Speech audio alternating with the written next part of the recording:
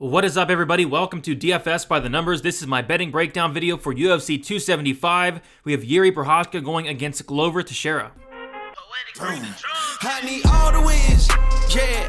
Harder than all that is. You better move, you might get knocked out. Knocked out. You better move, you might get knocked out. Knocked out. You better move, you might get knocked out. Knocked out. And we are back for another betting breakdown video this week, breaking down a very good card. We did unfortunately lose the Manel Cop Rogerio Bontorin fight, so we are down to 11 fights, but fortunately, I did not have a bet on that fight. I do have 8 bets on this card, 2 pretty big ones, so cannot wait to break all these fights down from a betting perspective and a betting perspective only. If you do want a further, more in-depth breakdown on why I like which fighter, on why I am betting what, I did post my full card breakdown prediction video on Monday, and then I also went live on the MMA Engine YouTube channel on Friday, going more into detail there and interacting with the chat as well. So, I say we get into it. Before we get started, if you guys can please leave a like on the video, subscribe to the channel if you have not already. Let's get those likes up, guys. I do appreciate that a ton. 4 winning weeks in a row, hopefully making it 5 here. And I'll be honest, guys, like this card is not an easy one whatsoever, especially from a money line perspective. There's 11 fights on this card. My 2 most confident picks, obviously Valentina Shevchenko and Brendan Allen. A lot of people are on the dogs in those fights. Just goes to show, like, a lot of these fights really could go either way, especially the earlier fights in the night. So from a money line perspective, I'm not going to be too heavily invested really at all in this card, but from a prop perspective, there are some things that really stick out. So I say we get into it, guys. We will start with the first fight of the night. We have Jocelyn Edwards going against Ramona Pasquale. We have Edwards is minus 170 and Pasquale is plus 145. This is a clear dogger pass for me. I'm not betting on this fight. I've been trying to do a better job of not betting on like low-level fights like this. But the line, it makes no sense. I would caution anybody laying this much chalk on Jocelyn Edwards. What does she struggle with? She struggles with her takedown defense. Thus far, 47% in the UFC. When she gets taken down, she doesn't have a willingness to get up. She can't really get up. And on top of that, Jocelyn Edwards is coming up a weight class. Pasquale, I saw them at the weigh-ins, and on paper, Edwards is supposedly an inch taller, but they matched up quite evenly. Look like they're about the same height there. And then on top of that, Pasquale is a much more thicker fighter as well. So what happens if Pasquale gets on top? Is Edwards going to be able to get up? I don't believe so. But again, do I really want to bet this fight? Not really. I'm fine with just passing and watching it, but it's a clear dog or pass situation here. I'm taking the dog and Pasquale to start off the night. Next we have my main event. I'm really looking forward to this fight. I've had this fight circled for months. As soon as it was announced, I've been looking forward to this fight. I've been looking forward to the return of Liang Na. So this is a fight where I do have my biggest bet of the night. I have 2 3-unit bets on the card. This is the first one.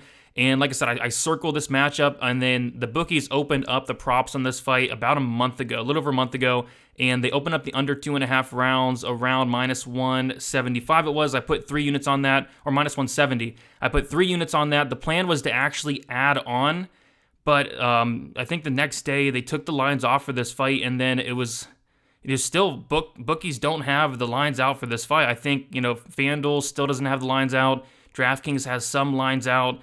Bovada just got all the lines out. BetOnline still does not have all the lines out for this fight. So it's kind of weird. Like, they're not putting all the lines out for this fight yet. And the reason why, I think they're having, it's one of those weird fights where we have a strawweight fight and the fight doesn't go to decision, is literally minus 260. I see minus 360 on a book as well. And for a very good reason. I think violence is absolutely the answer in this fight. So fight won't start round 3 is the spot I would look at currently. They have it minus 165 on DraftKings for the fight won't start round 3, and then also minus 165 on Bovada Sportsbook for the fight won't start round 3. Na Liang has 27 combined fights between pro and amateur, and all but one of her wins come in the first round, and she's literally only been to the third round 1 time in her entire career, pro and amateur. Again, a sample of 27 fights.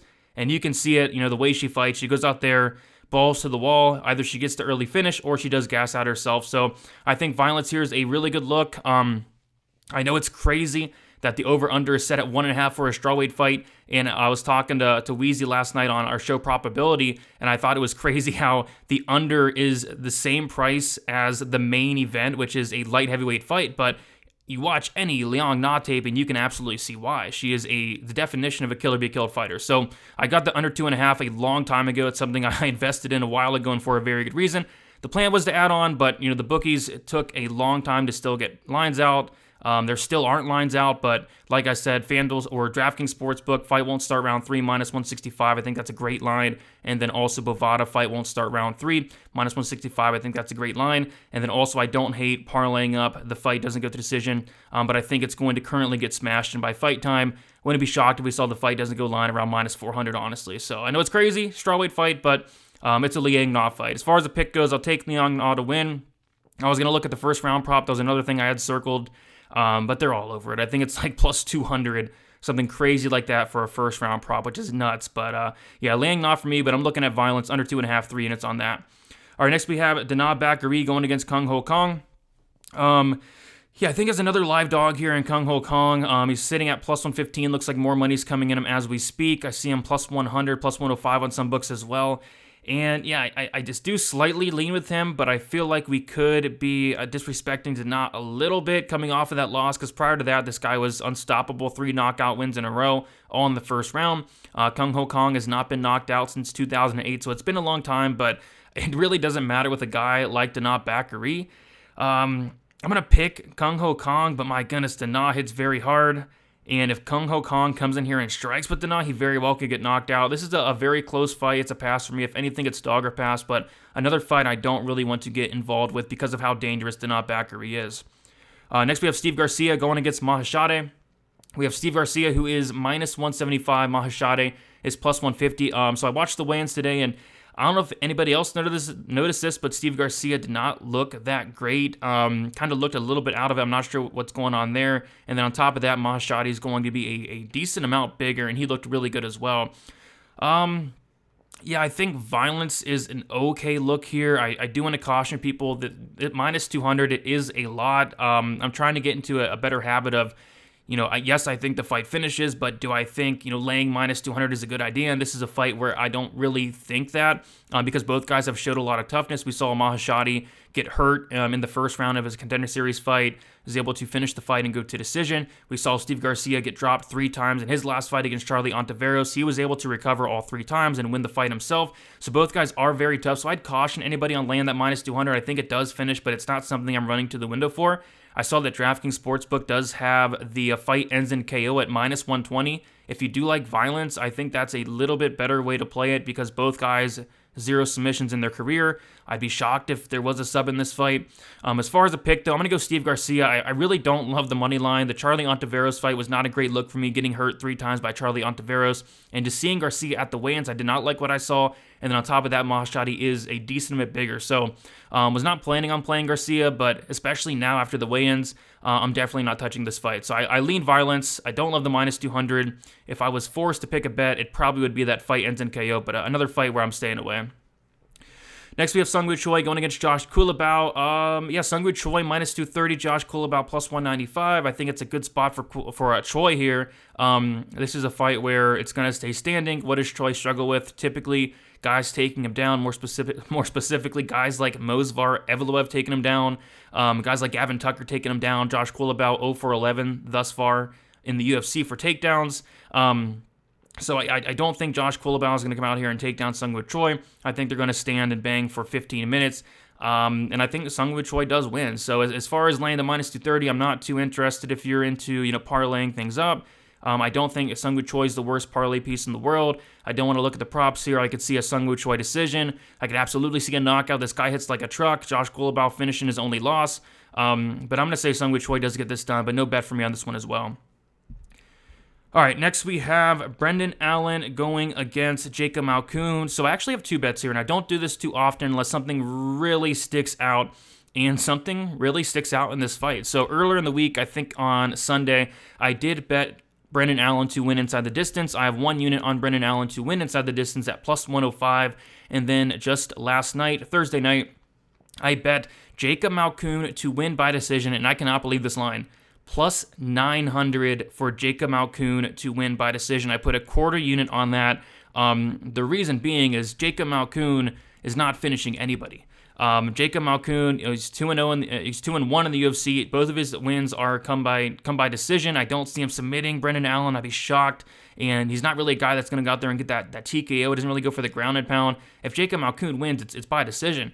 And there's a lot of love for Jacob Malcoon this week. I see it all over Twitter. And if you like Jacob Malcoon, why not bet that decision prop like plus 900? And I still see that out there right now. My bookie has it. I think Bet365 has it at plus 900. Some other books plus 800. Like, that's literally his win condition. So yes, I think Brendan Allen wins. I think Brendan Allen either knocks out Jacob Malcoon or submits him. I think Brendan Allen's the much more dangerous fighter. I can't pass up that plus 900. Like, that's nuts to me. So, the pick is Brendan Allen. Like I said earlier in the video, he's one of my more confident picks on the card right behind Shevchenko. But if Brendan Allen loses, I think it's by decision. And Jacob Malcoon by decision is just completely mispriced. So, again, I have 1 unit on Brendan Allen to win inside the distance plus 105. And then a quarter unit on Jacob Malcoon to win by decision at plus 900. Either of those hit. It's up for the fight. If Jacob Malcoon finishes Allen, I'd be shocked. Could Brendan Allen win a decision? I guess so, but I'm more so leaning to finish myself. So, interesting fight. If you like Malcoon, decision prop, absolutely. If you like Brendan Allen, I would not lay the minus 310. I think the inside the distance is a good way to look. But interesting fight here. Should be fun. All right, next we're going to kick off the main card. We got Jack Della Maddalena going against Ramazan Meed. And then I did place this bet on, I believe it was Sunday or early Monday. I got the Jack Della Maddalena scorecards equals no action at minus 130. I cannot believe this line. I put 1 unit on it, and that line has just been smashed all week, and rightfully so. It's like minus 230 now. I do see that some books still have it under minus 200. If you can get that scorecards equals no action around minus 200, under minus 200, I think that's a really good way to look. But yeah, that line made no sense to me. And typically on a line like that, I'd wait for DraftKings or FanDuel to get it out because, sometimes they get out better lines than that. But I did not see a reason for that to be at minus 130. So if this fight does finish, it's going to be Jack Della Maddalena. Jack's finished all but one of his wins. Ramazan Meed has not had a finish yet in the UFC, and I don't really see that changing here.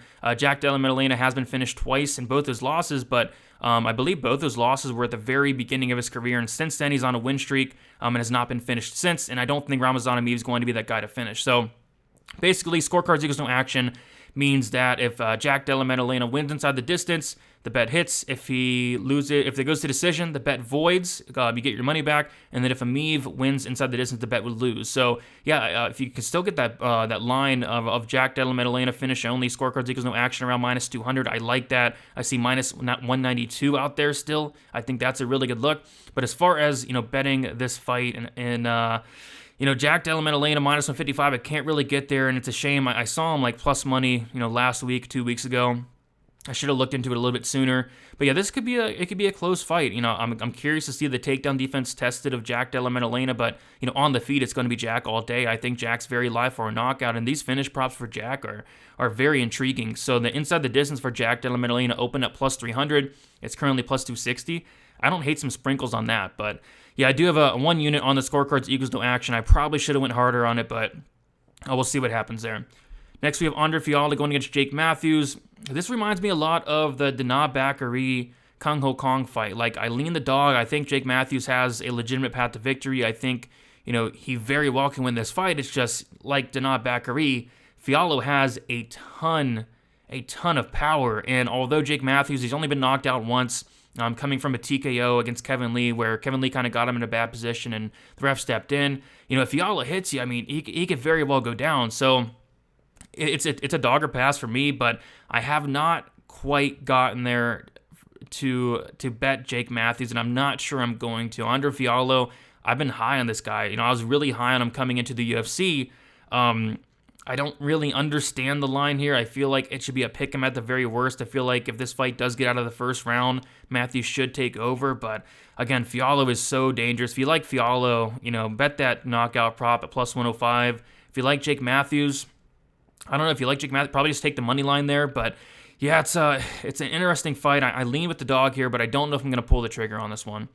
Next, we have Zhang Weili going against Joanna and Jedrzejczyk, and I do have a bet on this fight. I have a quarter unit bet on the fight ends by split or majority decision at plus 400, and that line is currently plus 350 at DraftKings Sportsbook. And yeah, the reason being, I mean, the fight to go to decision is now like minus 260, minus 270 on some books, so the fight is heavily favored to go the distance. I think it's the most likely fight to go to the distance on the entire card. The fight is pretty closely lined. Some money is coming in on Joanna. Zhang Weili is around minus 150, minus 160 on some books. And then you take a look at the first fight. The first fight was extremely close. If this does go to decision, which I really do think it does, split decision, instead of laying that minus 280, minus 270, 2.7 units to win one, a quarter unit on that split decision prop, quarter unit to win 1 unit, I don't hate that whatsoever. I don't want to go too heavy on this prop. The reason being is it's basically going to be in the judges' hands, and that is terrifying. But yeah, it's going to be a close fight. It's going to go the distance. Don't hate a shot on that split decision. I think it's like plus 350 right now. So still some solid value on that. And then also I see people betting individually, like Zhang Weili by split decisions like plus 700. Joanna by split decisions like plus 900. You can do that as well, quarter unit on each. But yeah, it should be a very close fight. I'd be shocked if either fighter looked like a really big favorite here. All right, next we have Valentina Shevchenko going against Della Santos, and I guess kind of a hot take here for me. Again, a lot of people are on the dog in Della Santos here, but this is going to be a massive, massive step up in competition for Della Santos, going from fighters like Mauro Morella Barella, Molly McCann, Roxanne Modafferi, Jillian Robertson, Joanne Wood to Valentina Shevchenko. Like, that is a massive step up in competition here. And although Della Santos has not been finished ever, she has shown some toughness. I think Shevchenko finishes Santos here. I really do.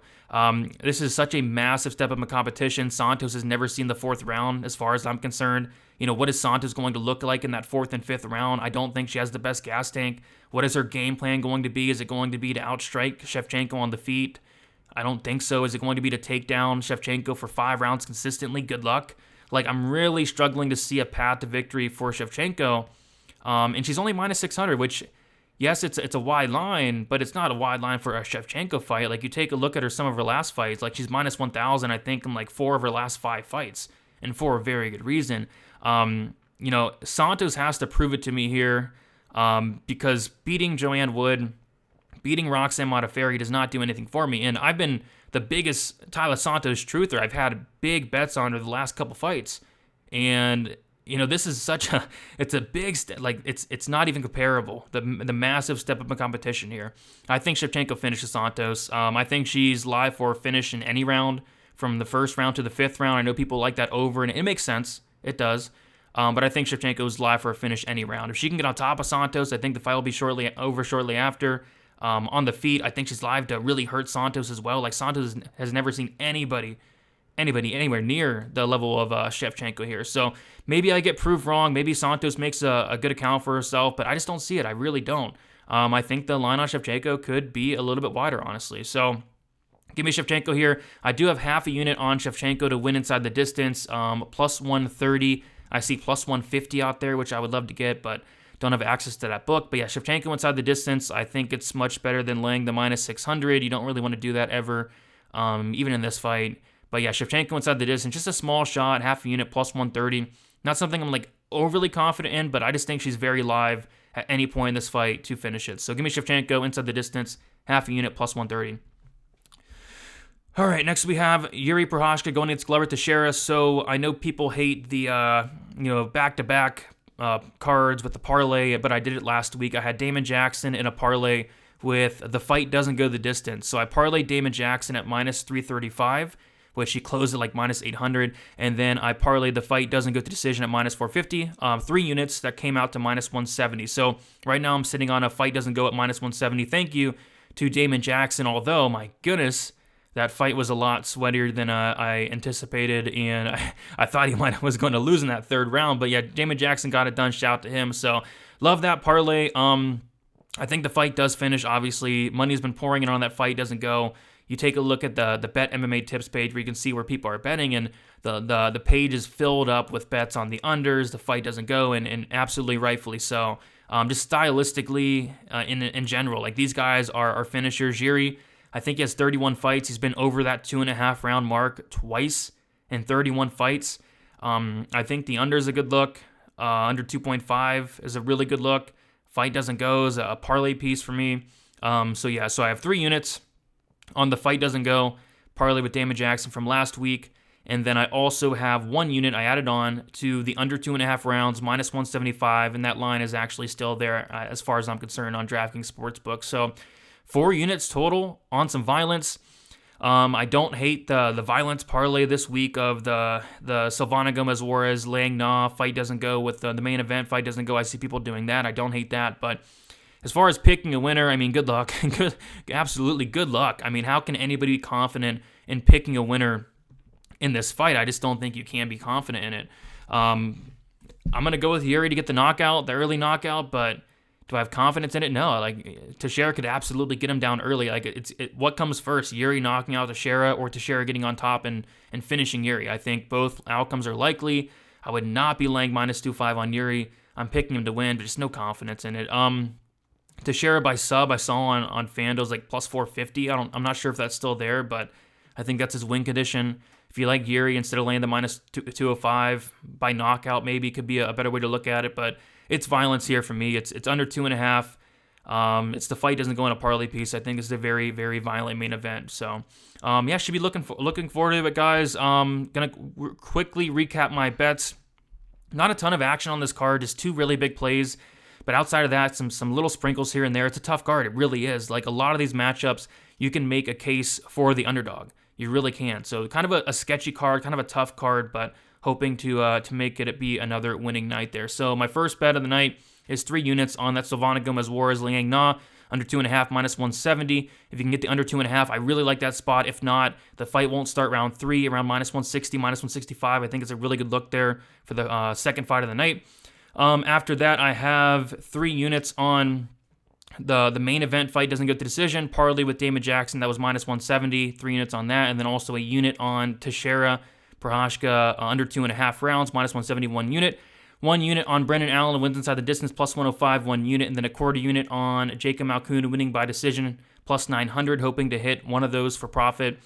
Jack Della, Maddalena, scorecards equals no action, minus 130, 1 unit. That line just got smashed all week. If you can still get it around minus 200, minus 190, why not? I think it's a solid look.